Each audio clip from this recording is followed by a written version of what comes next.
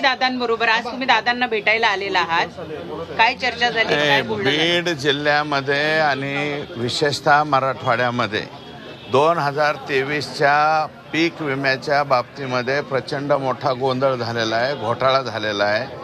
धाराशिव जिल्ह्यामध्ये एका ठिकाणी गुन्हा दाखल झालेला आहे आणि बीड जिल्ह्यामधलं 7000 हेक्टर सरकारी जमिनी, गायरान जमिनी, त्याच्यानंतर मांजरा प्रकल्पाच्या जमिनी, या जमिनीवर वेगळ्या लोकांनी सरकारी जमिनीवर विमा भरून जवळपास 7000 हेक्टरचा विमा उचलला आहे।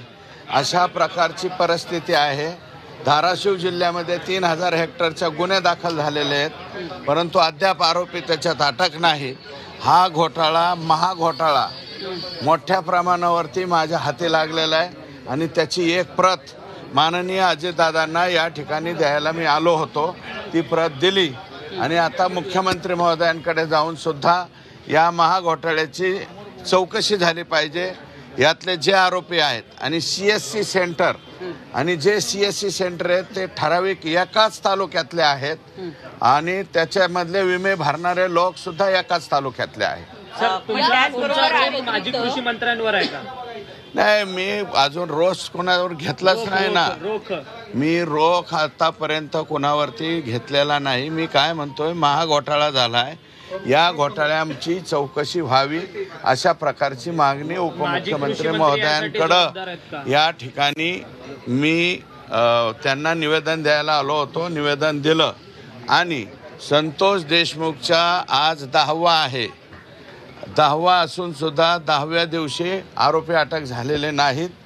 ते लवकरात लवकर आरोपी अटक व्हावेत आणि आजच्या आज SITची म्हणजे स्थापना होऊन त्या SITकडे लगेच्या लगेच तपास जावा अशा प्रकारची मागणी आता आम्ही मुख्यमंत्र्यांकडे करणार। तुम्ही वाल्मिक कराडांचं नाव घेता, वाल्मिक कराडांशिवाय मी अद्यापर्यंत वाल्मिक कराड यांचं नाव घेतलेलं नाही।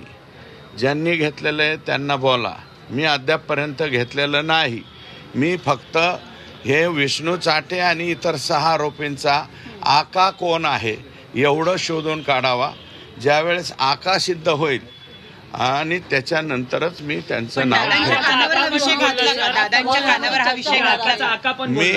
मी दादांच्या कानावर मी घालण्यापेक्षा मला वाटतं अगोदरच त्यांच्या कानावर सगळं आहे, त्याच्यामुळे तेही या बाबतीमध्ये सिरियस असल्याचं मला दिसलं।